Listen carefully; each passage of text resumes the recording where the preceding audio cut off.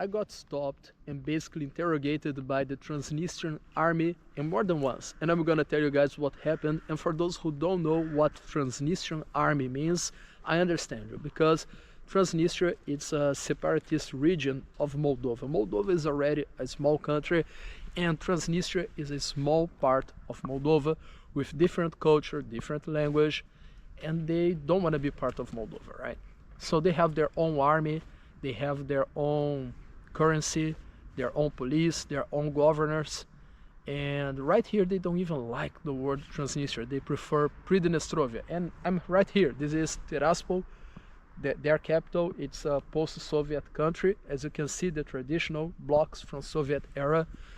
And basically, I've been here for the last 4 weeks already, and that happened 3 weeks ago. Well, I'm always making content, right? I make content for YouTube, TikTok, Instagram, both in English and in Portuguese, and I have many more followers in Portuguese than in English, by the way.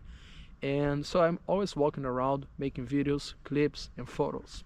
So there was I walking around, and I saw a beautiful pink house, pink or salmon, something like that, and I started taking pictures, right?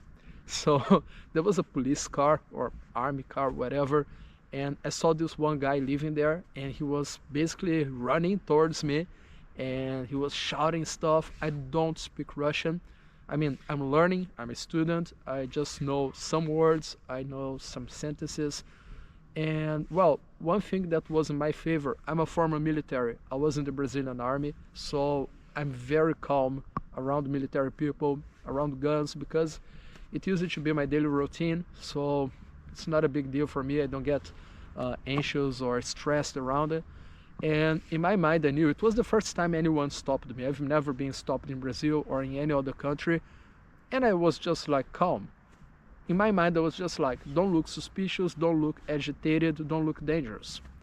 So when he was walking, almost running towards me, he started saying things in Russian. So I just basically said in Russian, hey, I don't speak Russian, I'm a tourist, I don't speak very well. And then he came closer and he was like pointing at my phone, very incisive about that. And I was like, okay, I think he doesn't want me to take photos. And then he knew a little English, so he started saying photos, photos. I said, oh, need photos? No. So I opened my phone, and he was like, delete, delete, delete, like very strong about that. So I was deleting one by one, and he only got calmer once he checked that all the photos were gone, all the videos were gone, because I started showing, listen, I don't have more photos of this building now. All the photos that I have here, they are from other parts of the city. And I kept showing, and then he understood that, yes, I was taking pictures of the entire place, not only that place in special. What was there? Well, I still don't really know, and of course I'm not going there to show you guys because it's not allowed. One friend suspects that this is like a governmental building, maybe some place that the president usually goes, or some people also told me that this is like a military base.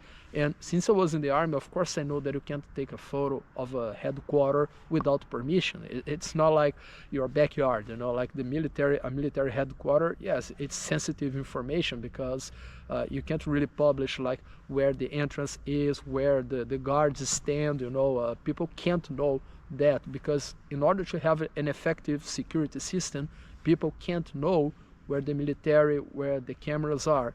So I understand that. But I didn't know it was a military facility because it was just like a beautiful house. You know, I didn't know what was in there. So this first guy, you know, as I explained it, he asked all the questions and told me to delete everything. And after deleting everything, a second guy came and he asked me all the same questions all over again. The first one was already calm, and he actually calmed the second guy down because the second guy was even more agitated. I don't know if they are not used to this. And I also understand that, for example, nobody's trying to attack Brazil, but here they had a war a few decades ago. Military people here see more action than Brazilian army. Brazilian police sees a lot of action, but Brazilian army doesn't really see too much action.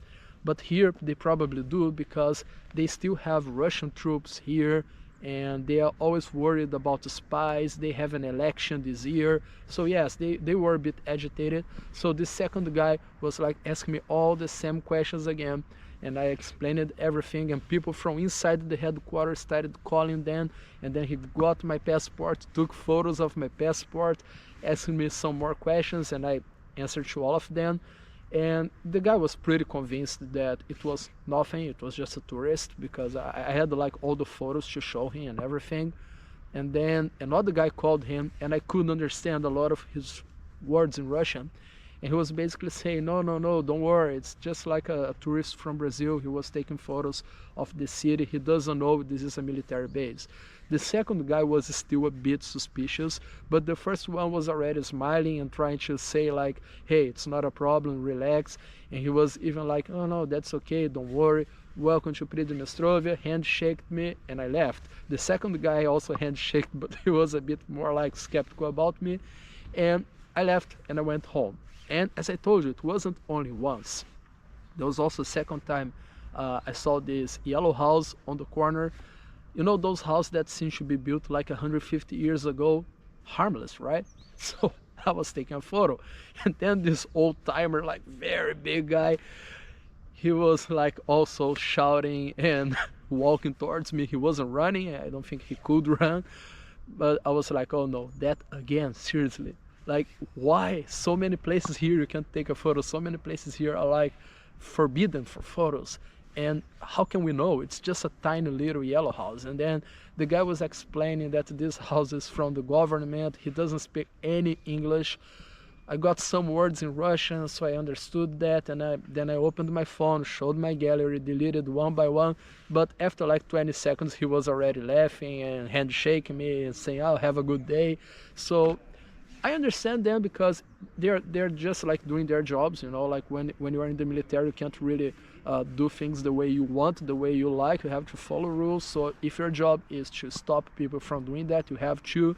And what I liked is that both of them were very kind. They were very nice, you know, they handshake, welcome to Transnistria, and they didn't create a problem. They understood my situation, you know, just a tourist taking photos. It happens. He didn't know. But it kind of sucks. Like, after that was like, can I ever take a photo here in the city? And then there was a third situation, but this one wasn't the military.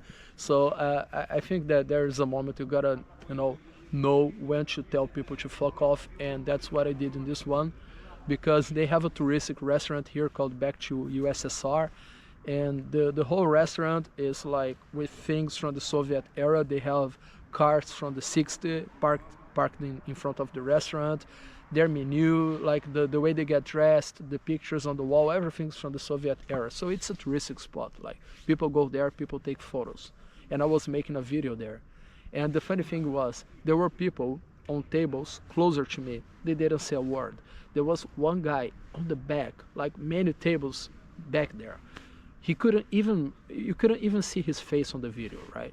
And then he was shouting that I had to delete my video. Well, that's the moment to tell people to fuck off. I just walked towards him and I asked, are you police? Are you in the military? Are you in the government? So no. And then I walked back. Of course I was really pissed, but what can he do? He's just like a citizen. Come on, you go to a touristic spot and you want to forbid tourists from taking photos there, and people who follow me, you already know that I'm not this kind of person on the internet who puts the camera on people's face. I've never recorded a waitress, for example, serving me. When I want to show you guys my food, I take a photo of the food, because I understand that not everyone wants to participate. Not everyone likes their job. Not everyone's comfortable on being online. So I never put camera on people's face. Even my vlogs here, I don't walk around on busy streets, you know. I'm alone here on my own. I'm not bothering anyone. But one guy, 5 tables down there, telling me to delete my video, that was too much for me. And I just told no, and there was nothing he could do. So basically here you see a lot of military presence in Transnistria, Transnistria, because as I said, it's a separatist region. It's a small place and they need a big army, because if something happens, you know, they gotta have the numbers to fight. They also have Russian military here. So you see a lot of military people around. If you ever come here, be aware that some places you're not going to be able to take a photo, and if you ever do, they will come after you. They will make you delete all the videos, they will make you delete all the photos, but nothing bad is gonna happen to you. They're gonna be nice. They're just regular people doing their jobs, getting their paycheck, and nothing bad is gonna happen to you. At least I hope so. And if you enjoyed the video, make sure to subscribe and click here on this video to see my first impressions about Tiraspol, Transnistria, or Pridnestrovia, as you wish.